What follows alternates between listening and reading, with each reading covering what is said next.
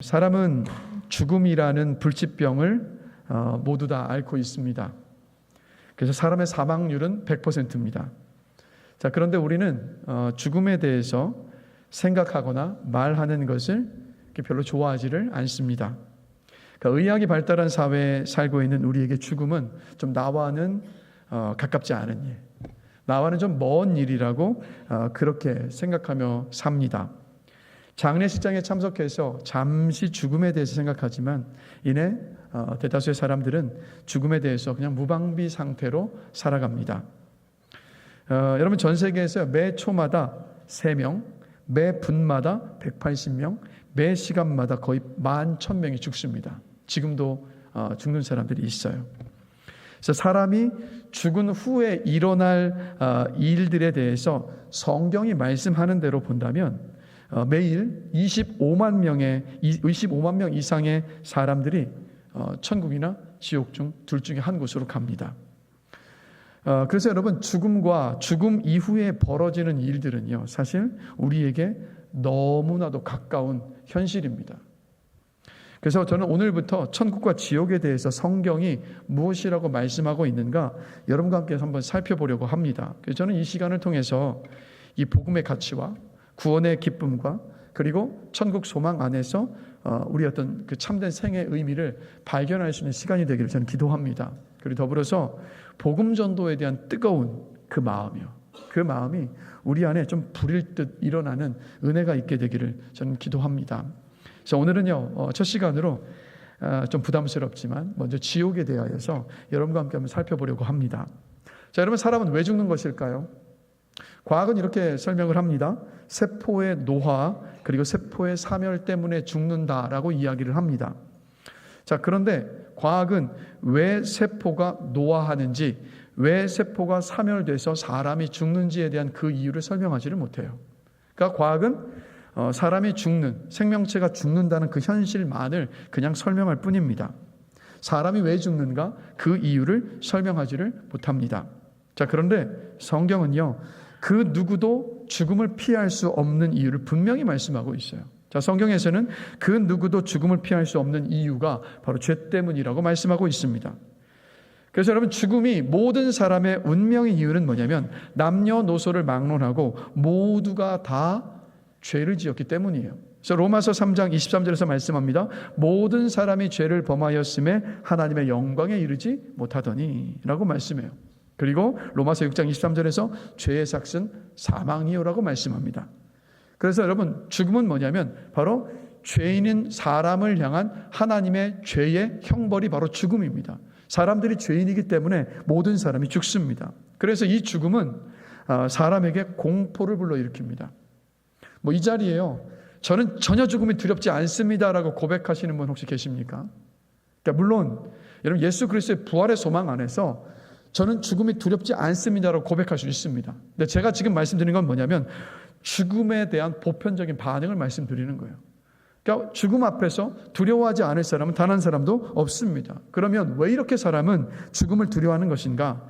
여러분, 죽음은 내가 사랑하는 사람과의 단절이고요, 내가 이 땅을 살아가면서 이룬 성공과 성취와 재산과 명예와 권력 그리고 내 인생 전체를 허무하게 만들어 버리는 것이기 때문에 많은 사람들이 죽음을 두려워합니다. 자, 그런데 이 죽음을 더 두렵게 만드는 이유가 있어요. 여러분, 전 세계 모든 문화 속에는요, 죽음 뒤에 삶이 존재한다는 사후세계에 대한 이야기를 다 가지고 있습니다. 자, 그럼 이게 뭘 말하는 거냐면 우리가 사는 이 세상이 전부가 아니라 죽음 이후에 영원한 세상이 있다라는 하나님의 말씀을 모든 인류학이 다 증거해주고 있는 거예요. 즉, 사람의 마음 안에 영원을 사모하는 마음이 있다라고 분명히 말씀하고 있지 않습니까? 그래서 사람 누구나 알아요. 직접 가보지 않았지만, 경험해보지 않았지만 죽음 뒤에 영원한 세상이 있다라는 것을 사람은 다 느끼고 알아요. 그래서 모든 문화 속에서 이 사후세계에 대한 어떤 이야기들이 있는 겁니다. 그래서 이 죽음이 우리를 정말 두렵게 만드는 이유는 뭐냐면 바로 이 죽음 뒤에 하나님의 심판이 있기 때문에. 자, 히브리서 9장 27절에서 분명히 말씀합니다. 한 번 죽는 것은 사람에게 정해진 것이요 그 후에는 심판이 있으리니. 죽음 뒤에 이 심판에 대해서 데살로니가 후서 1장 8절과 9절을 보면 상세하게 이렇게 말씀하고 있어요. 하나님을 모르는 자들과 우리 주 예수의 복음에 복종하지 않는 자들에게 형벌을 내리시리니 이런 자들은 주의 얼굴과 그의 힘의 영광을 떠나 영원한 멸망의 형벌을 받으리로다 라고 분명히 말씀합니다. 자, 요약해 본다면 모든 사람은 죽은 뒤에 하나님의 심판대 앞에 섭니다. 요한계시록에서는 백보자의 심판대라고 말씀하고 있습니다. 자, 그 심판대 위에서의 결과로 인하여서 예수 그리스도를 믿어서 구원받은 사람은 천국에 들어가고 예수 그리스도를 믿지 않고 복음을 거부한 사람들은 지옥에 갑니다. 그래서 예수 그리스도를 믿지 않고 복음을 거부한 사람들이 지옥에 가게 된다는 것에 어떤 사람들은 이렇게 반문하죠. 하나님께 어떻게 그런 권리가 있습니까? 사랑의 하나님이시라고 하는데 어떻게 지옥의 형벌을 사람들에게 내리실 수 있습니까? 라고 반문하는 사람들이 있습니다. 자, 그렇다면 우리 이걸 한번 생각해 봐야 돼요. 자, 하나님께서 온 우주 만물을 창조하셨습니다. 여러분, 성경은요, 온 세상이 어떻게 생겨났는가 그 논증을 하거나 그 증거를 제시하지 않아요. 그냥 선포합니다. 선언해요. 성경을 열자마자 창세기 1장 1절에서 이렇게 말씀하고 선포하고 있습니다. 태초에 하나님이 천지를 창조하시니라. 천지를 창조하신 하나님의 그 창조의 절정에 바로 아담과 하와의 창조가 있습니다. 창세기 1장 26절과 27절을 보시면 이렇게 말씀하고 있습니다. 하나님이 이르시되 우리의 형상을 따라 우리의 모양대로 우리가 사람을 만들고 그들로 바다의 물고기와 하늘의 새와 가축과 온 땅에 기는 모든 것을 다스리게 하자 하시고 하나님이 자기 형상 곧 하나님의 형상대로 사람을 창조하시되 남자와 여자를 창조하시고라고 분명히 말씀합니다. 여러분, 뭐 나무젓가락, 그 단순한 나무젓가락 하나도 그냥 생겼다고 하면 믿을 사람 아무도 없어요. 그렇죠? 그러면 나무젓가락은 비교조차 할 수 없는 우리 인간은 어떨까요? 이렇게 복잡하고요, 이렇게 신묘막측하고 이렇게 신비로운 존재가 그냥 생겼다고요? 인간이 그냥 우연한 어떤 폭발과 반응들 통해서 생겨났다라고 이야기하고 믿는 건요, 여러분, 그냥 상식적으로 말이 되지 않는 이야기잖아요. 하나님이 우리를 창조하셨습니다. 사람은 우연한 어떤 유전자의 변종도 아니고요, 유전자의 조작을 통해서 우연히 생겨난 것도 아니고 염색체 이상을 통해서 생겨난 것이 아니라 하나님께서 창조하셨습니다. 하나님께서 여러분을 창조하셨고 이 땅에 존재하게 하셨고 여러분의 인생을 선물로 허락하셨습니다.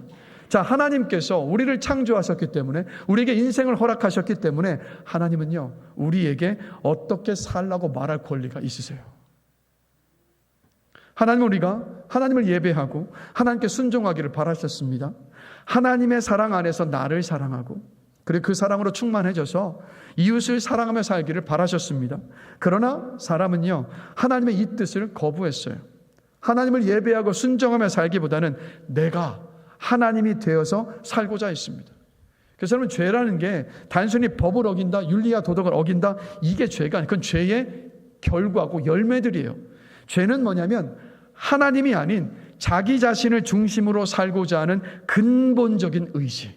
여러분, 이게 죄입니다. 그래서 태어나면서부터 하나님을 믿고 태어나는 사람 단 한 사람도 없습니다.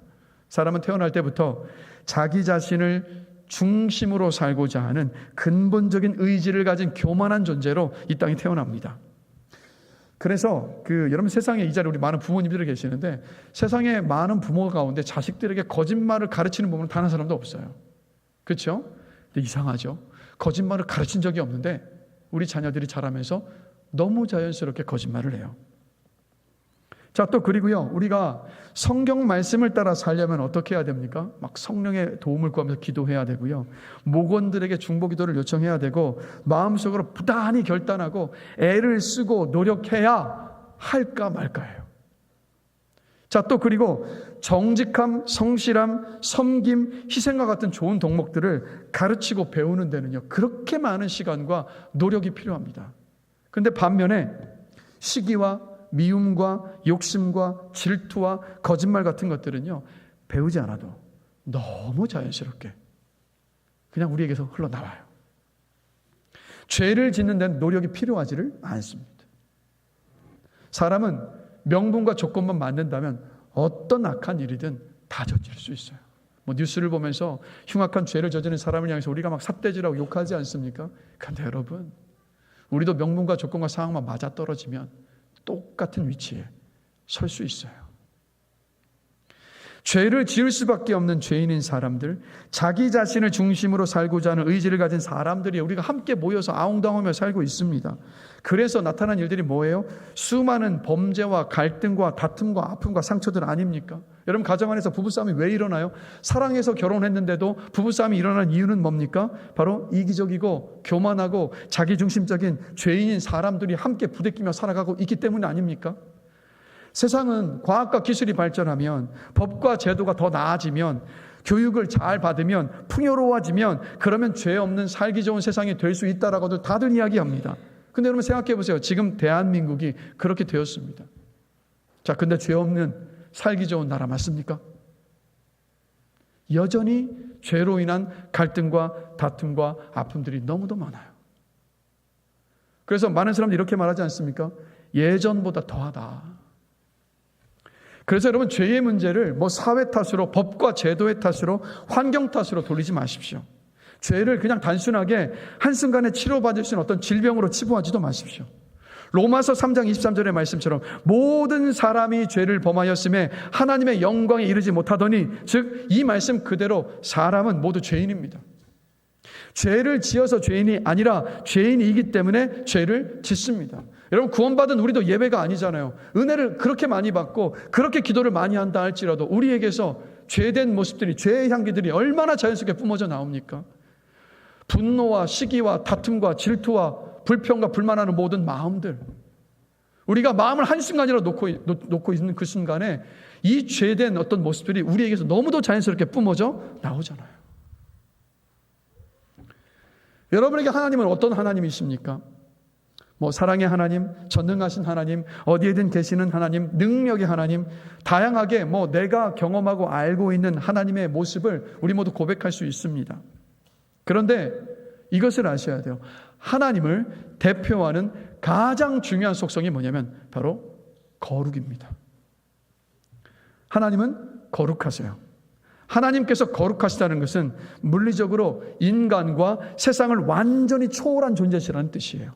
그리고 윤리적으로는요, 죄가 전혀 없으시고 의로움과 선함으로 충만하시다는 뜻이에요. 그래서 거룩하신 이 하나님을 하박국 1장 13절을 보면 이렇게 말씀하고 있어요. 주께서는 눈이 정결하심으로 악을 참아 보지 못하시며. 하나님은 거룩하시기 때문에 뭐 티럭만큼 어떤 이런 작은 죄도 악도 참아 보지 못하시는 분이세요. 하나님은 거룩하시고 온전히 공의로우시고 정의로우시기 때문에 악을, 죄를 단호하게 다루세요. 세상의 법정에서는요, 불의한 재판이 나올 수 있지 않습니까? 그런데 여러분, 하나님은 불의한 재판과 판결을 내리실 수가 없으신 분이에요. 거룩하신 분이시기 때문에 죄와 악을 단호히 다루세요. 자, 여러분, 그 집에 그 바퀴벌레를 보시면 어떻게 하십니까? 막 바퀴벌레가 나타났는데, 아우, 이 바퀴벌레 참 예쁘다, 살려줘야지 하시는 분 혹시 계십니까? 오늘 지옥 얘기한다고 좀 심각하긴 하지만 잡아야죠. 그죠? 집사님, 잡아야죠. 그냥 잡으면 안 돼. 때려잡아야죠. 그죠? 만약에 바퀴벌레를 보고 이 바퀴벌레 참 예쁘다, 이거 잘 먹여야겠다, 이런 분이 혹시 계시면 병원에 가보셔야 돼요. 문제가 좀 있는 거예요. 제가 왜 이야기를 드리냐면, 우리는 바퀴벌레를 보는 즉시 퇴치하고 싶어 합니다. 하나님께 죄가 그래요. 하나님은 죄인인 우리를 단호하게 다루시고 죄를 단호하게 다루세요. 하나님은 죄에 대해서 그냥 심판이 아니라 진노의 심판을 하십니다. 그래서 에베소서 2장 3절에서 이렇게 말씀해요. 전에는 우리도 다 그 가운데서 우리 육체의 욕심을 따라 지내며 육체와 마음에 원하는 것을 하여 다른 이들과 같이 본질상 진노의 자녀이었더니. 본질상 진노의 자녀였더니 이런 의미입니다. 우리는 태어날 때부터 죄인으로 태어나기 때문에 죄를 단호히 심판하시는 하나님의 진노가 우리 머리 위에 항상 머물러 있는 존재다. 언제라도 하나님의 진노의 심판을 받아 마땅한 존재로 태어난다라는 말씀이에요. 그래서 성경은 하나님의 진노의 심판을 받은 죄인의 마지막 운명을 뭐라고 말씀하고 계시냐면 지옥이라고 분명히 말씀하고 계십니다. 자, 오늘 본문을 보면 예수님께서 다른 비유와는 다르게 구체적인 사람의 이름, 나사로라는 이름을 구체적으로 언급하시면서, 그리고 매우 자세하게 죽음 뒤에 서로 다른 운명에 처한 두 사람의 죽음의 그 현실을 지금 말씀하고 계세요. 그래서 이 말씀 속에서 지옥이 어떤 곳인가를 알 수 있는데, 먼저 지옥은요, 여러분, 하나님께서 창조하신 공간적인 차원의 장소입니다. 그러니까 우주의 어딘가에 있는지는 우리는 볼 수 없고 알지 못하지만 분명히 존재하는 공간적인 차원의 장소예요. 자, 지옥에 있는 부자가 28절을 보면 내 형제 다섯이 있으니 그들에게 증언하게 하여 그들로 이 고통받는 곳에 오지 않게 하소서라고 간청을 합니다. 내가 이 지옥에서 너무 고통스러우니까 이 땅에, 저 땅에 살고 있는 내 형제들이 이곳에 오지 않도록 해달라는 부탁이에요. 그 장소가 어떤 곳입니까? 지옥은 고통받는 곳, 고통받는 구체적인 장소예요. 그래서 지옥은 마귀와 그 사자들을 위하여, 그리고 죄인들을 위하여 예비하라는 하나님의 명령에 따라 존재하게 된 구체적인 장소가 바로 여러분 지옥입니다. 자, 그리고 또 두 번째는 뭐냐면 지옥은 형벌의 장소예요. 자, 여러분, 부모는 자녀를 훈육합니다. 훈육하는 이유는 뭐냐면 자녀가 나쁜 일을 하지 않도록 하기 위해서 부모는 자녀를 훈육합니다. 자, 또 이 세상에는 교도소 같은 교정시설들이 있습니다.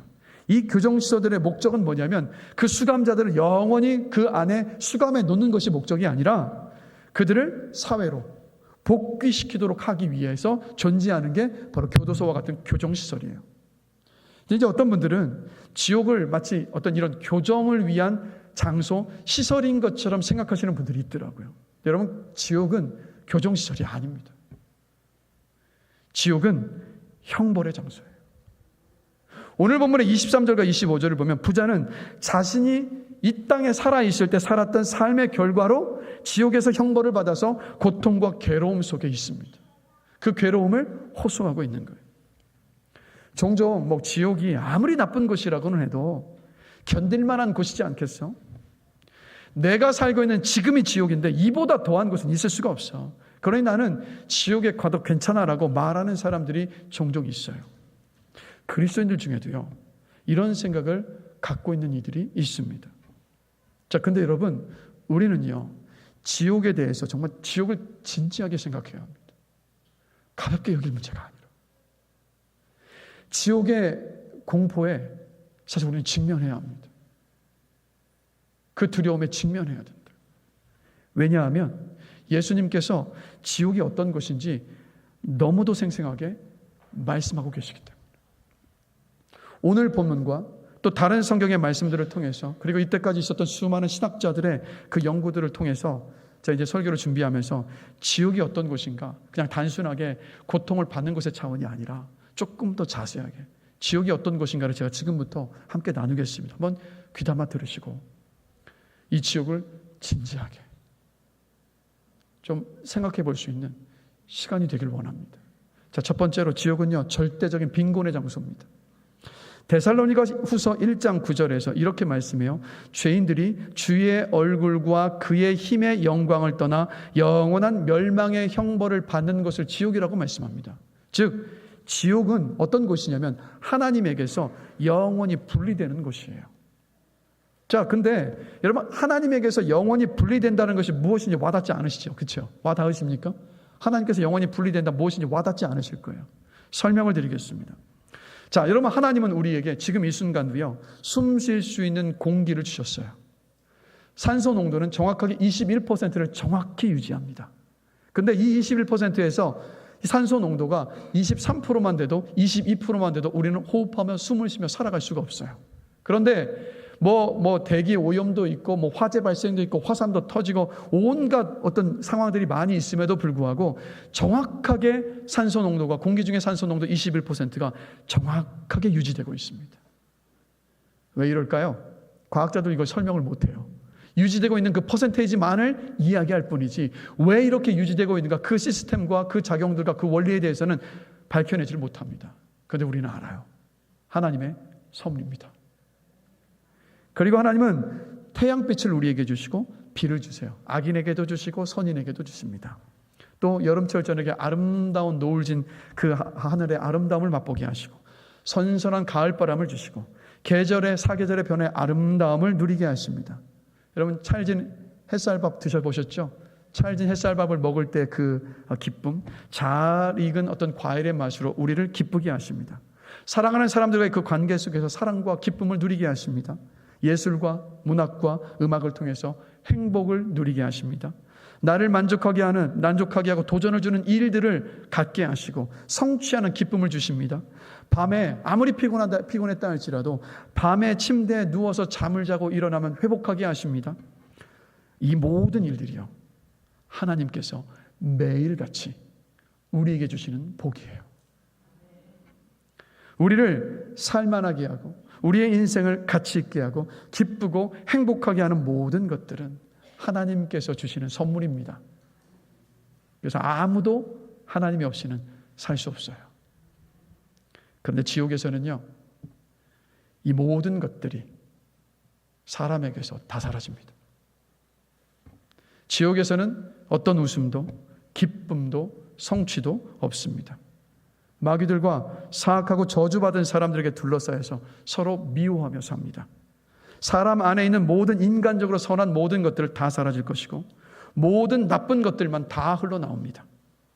지옥은 선한 것, 가치 있는 것 아무것도 없습니다.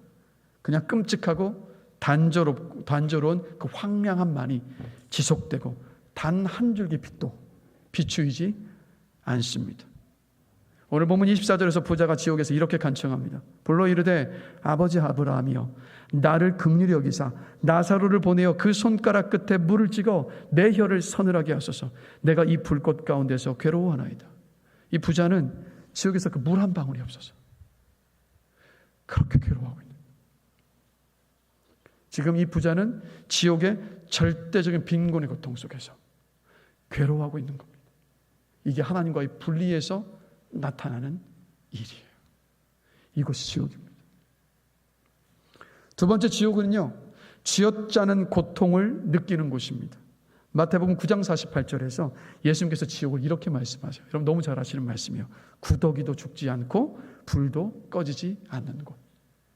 그래서 성경을 보시면 예수님도 그렇고 성경 곳곳에서 지옥을 불로 묘사를 합니다. 다른 성경에서는 구원받지 못한 사람들은 불로 타는 못에 던져질 것이라고 말씀해요. 자, 여러분 불은 뭘 상징합니까? 고통을 상징합니다. 그 본문에서 부자는 분명히 불길 속에 있는데 그를 태워버리지 않는, 소멸하지 않는 그 뜨거운 불꽃 가운데 있는 거예요. 그 불꽃은 그 사람에게, 그에게, 부자에게 그냥 고통만을 안겨줄 뿐이었습니다. 그래서 여러분 집에서요, 끓는 냄비를 잘못 붙잡으면 손에 화상으로 인한 작은 물집이 생기지 않습니까? 여러분 그 고통이 어떻습니까? 정말 쓰라리잖아요. 작은 화상으로 인한 그 물집도 그렇게 쓰라리고 고통스러워서 견딜 수가 없지 않습니까? 그러니까 화상으로 인한 작은 그 물집도 그렇게 고통스러운데 몸과 영혼이 화염에 던져져 있는 그 고통은 어떠하겠습니까? 그리고 예수님은 지옥을 또 이렇게 말씀하세요. 울며 이를 갈게 되는 곳이다. 울며 이를 갈게 되는 곳이다. 자, 우리가 인생을 살아가면서 오해를 당하거나 배반당했을 때 우리는 괴로움의 눈물을 흘립니다. 그렇죠? 괴로움의 눈물을 흘려요. 그래서 사랑하는 누군가의 죽음 앞에서도 우리는 울부짖기도 합니다. 그러니까 인생 속에서 큰 고통은 눈물을 흘리게 만들어요. 그러니까 예수님 지금 뭐라고 말씀하시는 거냐면 지옥에 있는 사람의 뺨을 타고 그 고통의 눈물이 흘러내리게 될 것이라고 말씀하고 계시는 거예요.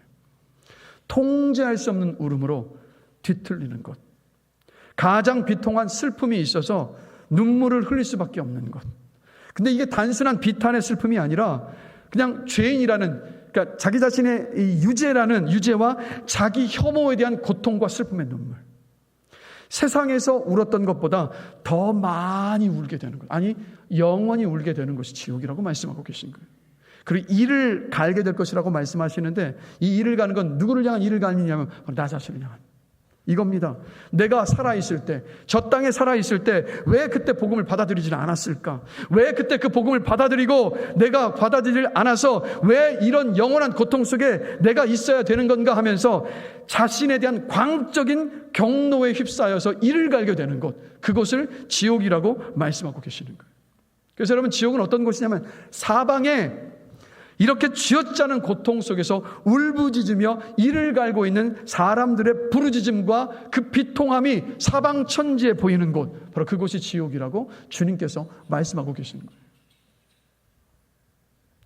셋째, 지옥은 하나님의 진노가 임재하는 곳입니다. 히브리서 10장 31절과 12장 29절을 보면 이렇게 말씀해요.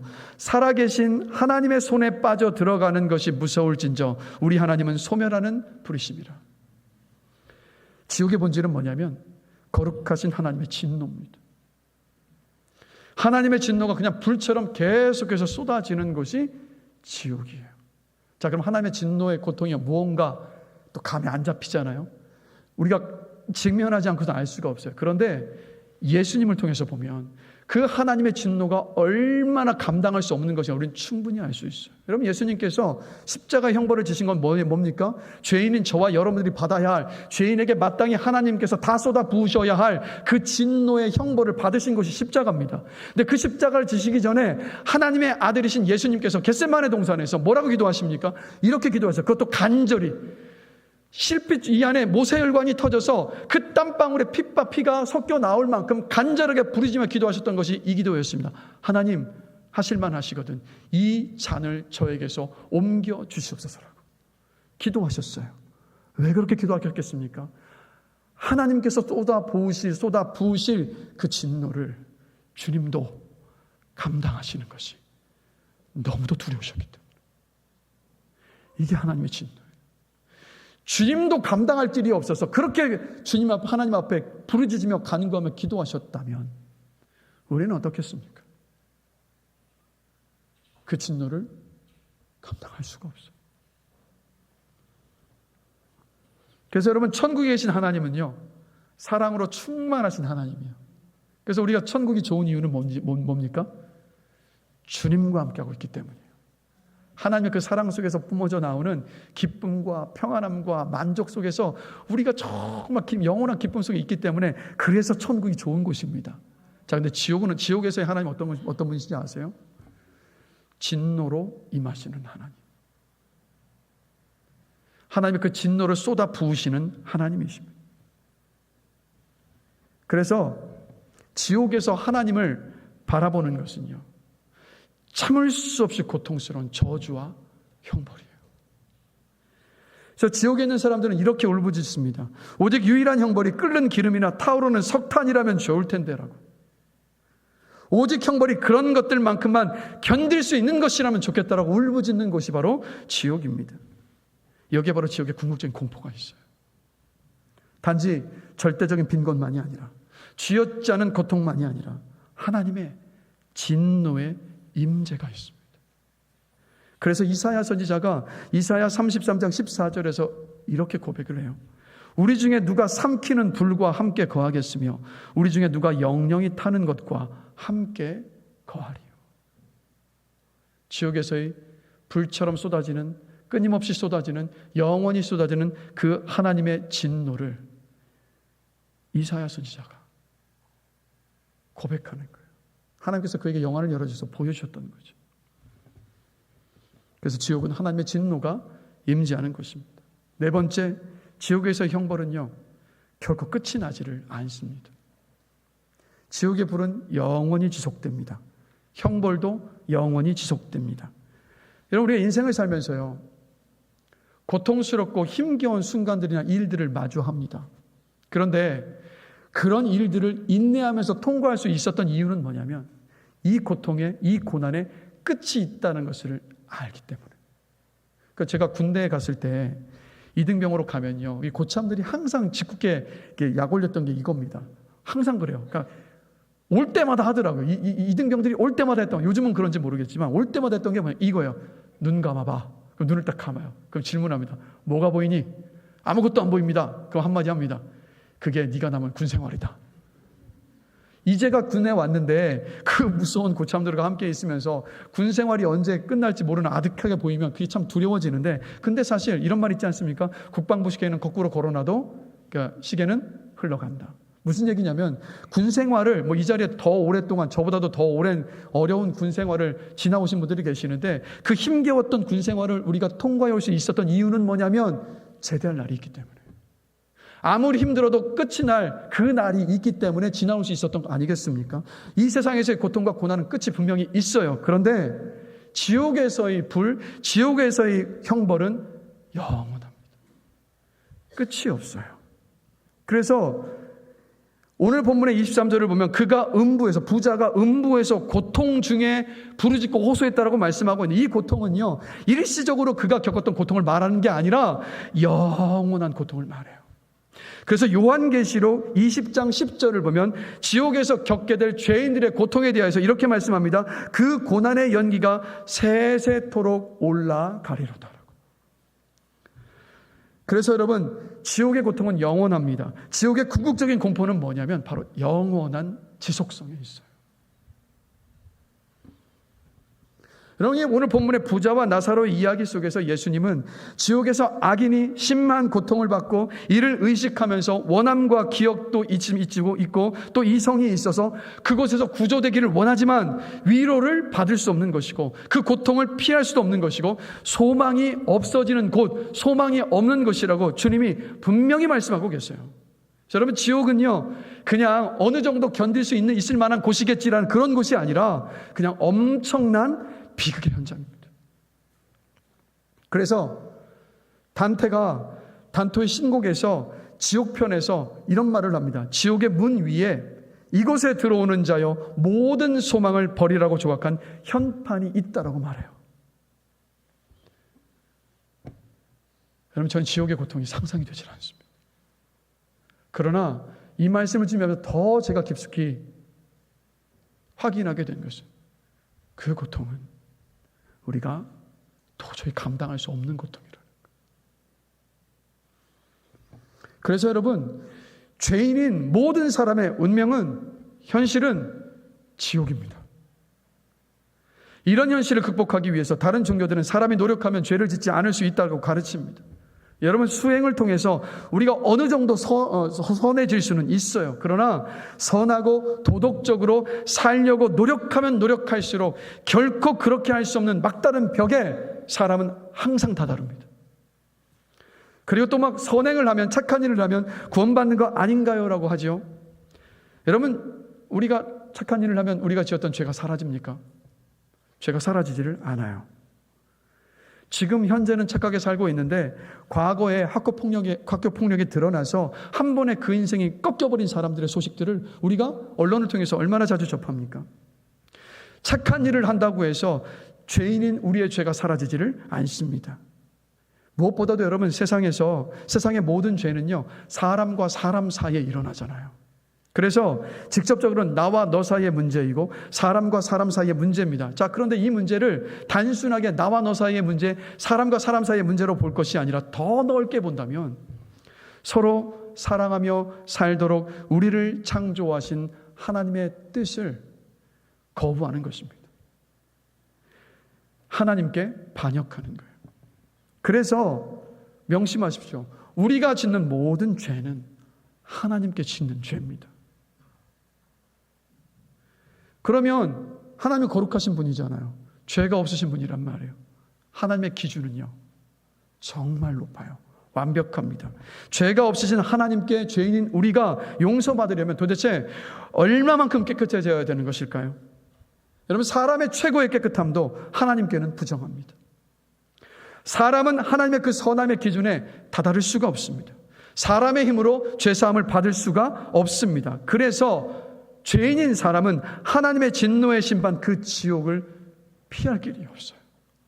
이게 모든 사람이 처한 현실이라고요. 이런 현실을 바라보면 정말 절망적입니다. 그런데 우리에게는 기쁜 소식이 있어요. 우리에게 복음이 있습니다. 베드로전서 3장 18절에서 이렇게 말씀합니다. 그리스도께서 단번에 죄를 위하여 죽으사 의인으로서 불의한 자를 대신하셨으니 이는 우리를 하나님 앞으로 인도하려 하심이라. 아멘. 베드로전서 2장 24절에서는 또 이렇게 말씀합니다. 친히 나무에 달려 그 몸으로 우리 죄를 담당하셨으니 이는 우리로 죄에 대하여 죽고 의에 대하여 살게 하려 하심이라. 그가 채찍에 맞음으로 너희는 나음을 얻었나니라고 말씀합니다. 여러분, 예수님은요, 우리 없이 천국에 사느니 차라리 우리를 대신해서 지옥에 가기로 작정하셨던 겁니다. 예수님은 우리가 지옥에 가지 않기를 그렇게도 원하셨기 때문에 우리가 갈 필요가 없도록 십자가에서 그 무서운 대가를 치르셨던 겁니다. 죄인인 우리가 받아야 할 하나님의 그 진노의 심판을 여러분 예수님께서 그 십자가 위에서 오로지 하나도 빠짐없이 남김없이 대신해서 다 받으셨습니다. 십자가에서 예수님의 죽음은 우리 죄를 사하시기 위한 대속의 죽음입니다. 그래서 하나님은 예수 그리스도께서 내 죄를 대신 지시고 십자가에 달려 죽으시고 부활하신 것을 믿는 사람의 죄를 용서하십니다. 다른 어떤 것 보지 않으시고. 그래서 여러분 복음이 뭡니까?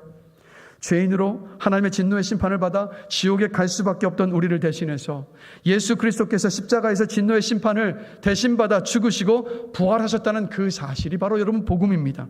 하나님은 다른 어떤 것도 보지 않으시고 오직 예수 그리스도의 십자가와 부활을 믿는 믿음만을 보시고 우리의 죄를 용서하여 주시는 것이 바로 복음입니다. 이것이 하나님의 진노의 심판을 받아 지옥에 갈 수밖에 없는 운명이었던 저와 여러분들에게, 우리에게, 아직도 예수를 믿지 않는 사람들에게 여전히 기쁜 소식이고 복음입니다.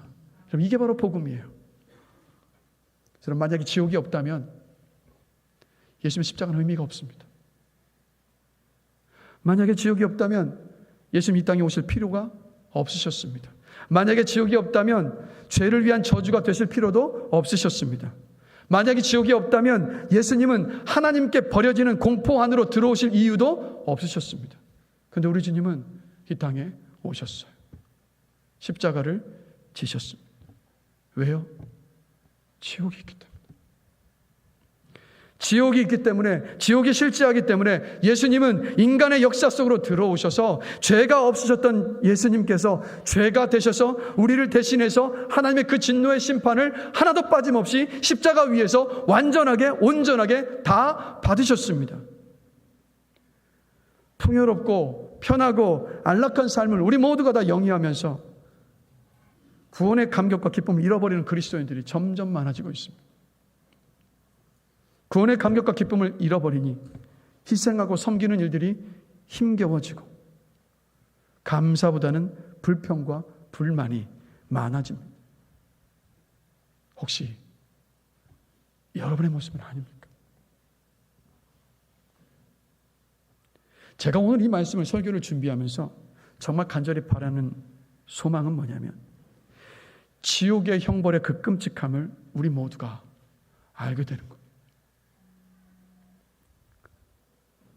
이 지옥의 형벌의 끔찍함을 다는 알 수가 없어요. 그러나 그래도 이 말씀 속에서 지옥에 대해서 계시해 주셨기 때문에 그 지옥의 고통의 끔찍함이 무엇인가를 우리가 안다면 예수 그리스도를 믿는 믿음 안에서 구원받은 그 구원의 은혜가 얼마나 큰 은혜인가 우리 알 수 있거든요. 지옥의 그 하나님의 그 진노의 심판 우리는 감당할 수가 없어요. 감당할 수 없는 우리를 살리시려고 주님께서 그 십자가 위에서 죽으셨습니다. 그래서 여러분, 제 바람은 정말 이 시간 성령께서 여러분 안에 일하시고 역사하셔서 그 지옥의 끔찍함을 알고 그 끔찍한 지옥에 갈 운명이었던 나를 대신해서 십자가에서 죗값을 치르신 예수 그리스도의 그 사랑과 그 은혜에 다시 감격하고 감사하게 되기를 원합니다. 구원의 감격과 기쁨이 회복되기를 원합니다. 지옥 형벌의 그 끔찍함을 알게 되시기를 기도합니다. 예수님의 십자가의 은혜와 사랑이 얼마나 큰지를 뼈저리게 알고 기뻐하고 감사할 수 있게 되길 주님의 이름으로 간절히 기도합니다.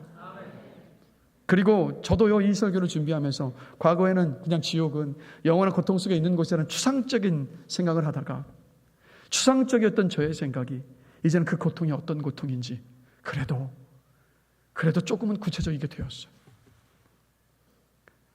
그런데 여전히 저는 오늘 본문 속에서 이 지옥에서 이 부자가 겪고 있을 그 지옥의 고통이 어떤 고통일지 도무지 상상이 되질 않아요. 그런데 이것 한 가지만큼은 분명합니다. 저는 지옥에 가고 싶지 않습니다. 그리고 제가 사랑하는 사람들이 지옥에 가는 것을 절대 보고 싶지 않아요. 신학자 에드워드 도넬리가 이런 말을 합니다. 만일 우리가 복음을 전하지 않으면 우리는 사실상 지옥을 실제로 믿지 않는다는 것을 말하는 것입니다. 만일 우리가 고백하는 것을 믿는다면 우리는 분명 잃어버린 사람들의 구원을 위해 더 많은 일을 할 것입니다. 천국과 지옥을 믿으십니까? 정말 지옥을 믿는다면, 지옥의 고통을 안다면 우리는 어떻게 해서든 예수 믿지 않는 내 사랑하는 가족들에게, 친구에게, 이웃에게 복음을 전하지 않을 수 없습니다. 그럼 오는 데 순서는 있어도 가는 데 순서는 없습니다. 죄송합니다. 살 날이 많다라고 생각하시겠지만 죽음이 우리 코앞에 있습니다. 예수를 믿지 않고 죽는 모든 사람은 죽는 그 즉시 지옥의 고통 속에 들어갑니다. 두 번째 기회는 없습니다. 다른 희망도 없습니다. 죽은 사람들을 위해서 기도하는 것 부질없습니다. 아무 의미 없어요. 아무도 죽은 뒤에는 그들을 도울 수 없습니다. 일단 죽으면 너무 늦습니다. 이 땅에 살아있을 때 복음을 듣고 예수 그리스도를 믿고 구원받는 것이 유일한 길입니다. 지옥을 믿으면서도, 지옥의 고통을 알면서도 복음을 전하는 일에 관심이 없고 굳어진 마음을 우리가 가지고 있다면 우리 회개하십시다. 저는 바울의 그 심정이 회복되었으면 좋겠어요. 바울이 로마서 9장 1절에서 3절까지 보면 내가 저주를 받아 끊어지는 한이 있을지라도 내 동족을 살리기를 원하노라는 그 절규를 하는 바울의 그 심정이에요. 왜 이 심정을 고백하고 토로했겠습니까? 죄인이었던 자신의 동족들이 지옥에 갈 그 운명을 바울은 알았기 때문에 그 심정을 가지고 있었던 거예요. 여러분, 우리가 이 세상을 살아가는 우리 집안의 이웃들을 보면서 넉넉하게 살아요. 문제없이 사는 것처럼 보이면 우리는 어떻게 생각하냐면, 아, 그래, 아무 문제 없구나. 잘 살고 있는 거구나. 근데 정말 맞습니까? 아무 문제 없는 건 맞아요? 잘 살고 있는 건 맞습니까? 그들이 예수를 믿어서 구원받지 않았다면, 그렇다면 아무리 이 세상 속에서 부귀와 영화와 만족과 기쁨을 누리는 삶이라 할지라도 그 뒤에 그가 가게 될 곳은 어디냐면 하나님의 진노의 심판을 받는 지옥인데요. 정말 잘 사는 건 맞나요? 아니잖아요. 우리의 시선이, 우리의 영안이 활짝 열리기를 주님의 이름으로 간절히 기도합니다. 우리의 입술을 열어서 그들에게 복음을 전할 수 있는 저와 여러분이 되기를 원합니다. 그리고 여러분, 우리 지옥을 들여다봅시다. 구원받지 못한 사람들이 당하게 될 그 고통을 우리가 거의 느낄 수 있을 때까지 우리는 어쩌면 지옥을 더 묵상해야 되는지도 모르겠어요. 그리고 당장 저 멀리 아프리카의 이디오피아를 가서 복음을 전할 생각들, 그런 거창하고 큰 생각하지 마시고 지금 당장 여러분 곁에 있는, 여러분이 너무도 사랑하는 여러분의 가족, 친구들에게 당장 복음을 전합시다. 우리의 일은 복음을 전하는 거예요. 그리고 복음을 전한 그 뒤의 일은 하나님의 소관입니다. 그러기에 우리는 부지런히 복음을 전해야 돼요. 말씀을 마무리하겠습니다. 어떤 분은 혹시 이 시간 설교를 들으면, 여러분, 지옥에 대한 설교는요, 저도 부담스럽습니다. 여러분이 듣기에도 부담스럽고 고통스러울 수 있어요. 그래서 혹시 어떤 분들은 이 설교를 들으시면서 이런 생각하실 수도 있어요. 예수님은 성경을 보면 천국에 대해서, 하나님 나라에 대해서 정말 많이 말씀하셨는데 왜 하필 지옥에 대해서 말하는 거지라고. 네, 맞습니다. 우리 주님은 천국을, 하나님 나라를 더 많이 말씀하셨어요. 그런데 지옥에 대해서 강하고 무서운 언어를 사용하셔서 구체적으로, 그것도 한두 번이 아니라 천국에 대한 말씀만큼은 아니라 할지라도 여러 차례를 구체적으로 말씀하셨습니다. 왜 그러셨냐면 지옥에 갈 운명이 천국에 갈 운명으로 바뀌지 않고서는 주님이 그렇게도 가르치시고 말씀하셨던 그 천국의 삶이, 하나님 나라의 삶이 시작될 수가 없으니까. 그래서 주님은요, 우리 안에 두려움을 일으키셔서 우리가 지옥을 진지하게 생각하고 어떻게 해서든 지옥을 피하도록 만들고 싶으셨기 때문에 이렇게 구체적으로 무서운 용어들을 사용하셔서 지옥에 대해서 말씀하셨던 겁니다. 여러분, 지옥에 대해 이야기하는 것, 여러분들이 누군가에게 지옥에 대해서 이야기하는 것 어려운 일 맞아요. 불편한 일 맞습니다. 그런데 한번 이렇게 생각해 보십시다. 사람들에게 다가올 진노에 대해서 경고하는 것이 진짜 사랑 아닙니까? 소방관이 불타는 집에서 일가족을 구하기 위해서 곤히 자고 있는 가족들을 깨운다고 해서 비난할 사람 아무도 없습니다. 의사가 암에 걸린 환자에게 살고 싶다면 치료를 받아야 한다고 말하는 것 잘못된 일이라고 할 사람 아무도 없습니다.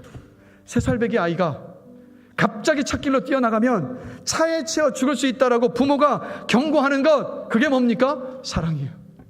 그러면 오늘 성경 속에서 지옥에 대해서 너무나도 강하게 자주 말씀하시는 것은 뭐냐면 우리가 지옥에 가기를 원치 않으시는 하나님의 사랑입니다. 여러분, 지옥은 오늘 설교 제목처럼 절대로 가서는 안 되는 것. 대학 입시 중요합니다. 취업 준비 중요합니다. 노후 준비도 너무나도 중요합니다. 사후 준비하고 계십니까? 사후 준비가 더 중요한데요. 왜요? 아무리 의술이 발달해도 100년이에요. 긴 거 맞아요. 그러나 죽음 뒤에 영혼의 삶이 시작되고 나면 그 100년은요 한낱 점밖에 되질 않아요. 근데 왜 그 영혼을 준비하지 않습니까? 그 영혼을 준비해야죠. 예수 믿지 않는 분들이 혹시 이 자리에 계시다면 하나님 아버지, 저도 예수를 믿기 원합니다. 저에게 구원의 은혜를 주시옵소서라고 기도하시기를 주님의 이름으로 강하게 권면합니다. 그리고 지옥에 갈 수밖에 없는 우리를 구원하시려고 하나뿐인 아들 예수님을 십자가에 달려 죽게 하셔서라도 우리를 살리시려고 하셨던 하나님 아버지의 그 마음이요. 한번 생각해 보시라고요. 얼마나 안타까우셨으면 자신 하나뿐인 독생자 아들을 죽음에 내어 던져주시려고 하셨겠습니까? 그 아버지 하나님의 그 마음이 저와 여러분 안에 회복되기를 주님의 이름으로 간절히 축원합니다. 여러분, 진짜 이 시간 한순간에 아멘으로 끝이 나지 않고 우리 주변에 사랑하는 이웃들, 가족들 가운데 그 지옥을 향해서 가고 있는 사람들이 얼마나 많습니까? 그들을 향해서 우리 입을 열고 그들을 위해서 간절히 부르짖어 간구하며 기도하면서 복음을 전할 수 있게 되기를 간절히 축원합니다. 오늘 들었던 말씀과 또 그 지옥의 형벌, 지옥에 갈 수밖에 없었던 우리를 구원해 주신 예수 그리스도의 그 십자가의 은혜와 사랑, 하나님 아버지의 그 사랑과 은혜를 한번 깊이 한번 돌아보면서 우리 함께 찬양하시겠습니다.